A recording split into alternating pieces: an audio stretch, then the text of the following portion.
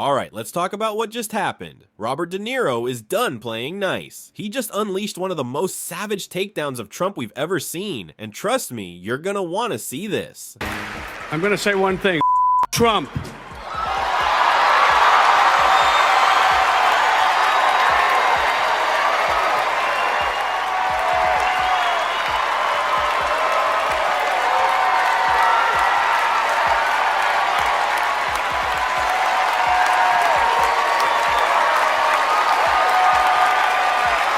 It's no longer down with Trump, it's Trump.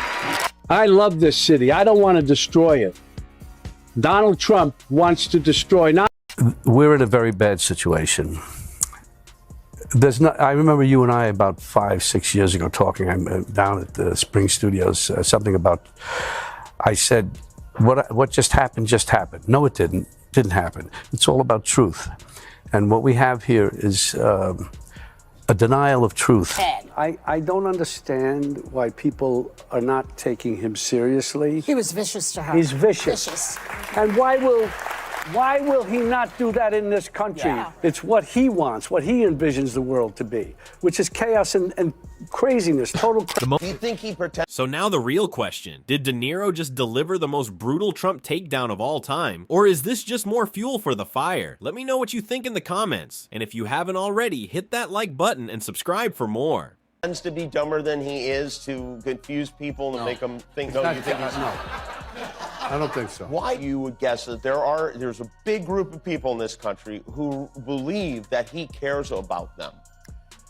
I am totally dumbfounded, baffled by that. I can't understand it, and it's a thing that we've seen over decades and decades. And he is a malignant narcissist. He's a socio-psychopath. He's created some new language as far as describing somebody in his mental condition. It's so frightening and scary, and he's dangerous. We got to get rid of him. Do you ever?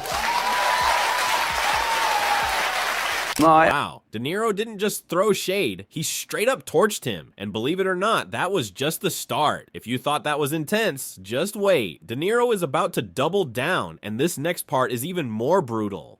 I think no matter what happens, which we know probably in the Senate he won't get convicted or whatever, but we have to do this.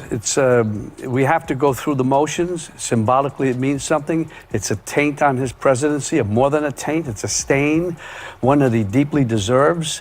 So, yes, we will go through it and take our chances. We have to take our chances no matter what. He's going to try and use it, that he got ahead of it, he beat it like a gangster. I beat the rap, I beat them like the Teflon Don, but he has to take that punishment. Oof. That one's gotta hurt. You just know Trump is fuming after hearing that, but De Niro isn't even close to done. Okay, this impression is almost too accurate. It's like De Niro has been studying Trump for years, and honestly, he probably has. This guy should not be president, period. And when you say that, folks on Fox come after you. I remember the Tonys when he got up there and cursed.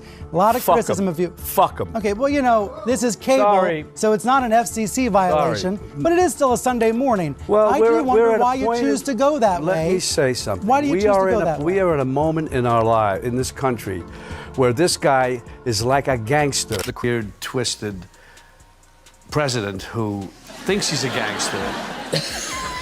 Who's not even a good gangster, because this is a guy that, even gangsters like honor among thieves, you shake a hand, you have your word. That's all you have. Yeah. Is your word, and they have your word, and that's it.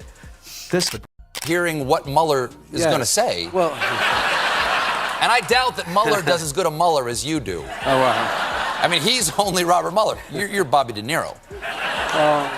I'm hoping that it goes further. I don't know what'll happen, but I keep saying that I don't know whether this is actually possible in reality, but where I can handcuff him and take him away in an orange jumpsuit. That would be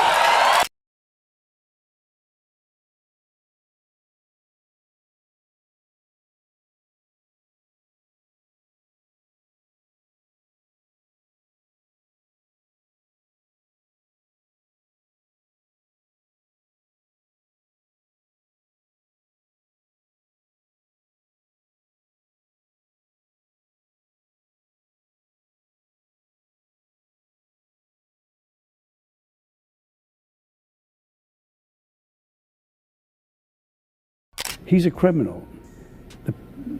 Kamala Harris is not a criminal. Joe Biden is not part of a crime family. And he knows that, and I'm sure a lot of people with him know that, especially the Republicans that are supposed to defend this country and oppose him. Over the last 8 years, we've heard you talk about the former president. You have called him a fraud, a con artist. You've said he's a New Yorker like you, and you have watched this brand of BS for decades. And despite that, he became president. And now we're watching him, 10 blocks from where we are right now, sitting in a courtroom as a criminal defendant. What do you think about that? I think of how absurd it is.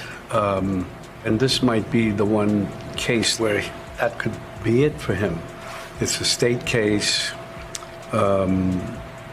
It's the least important in many ways, and yet it's the one that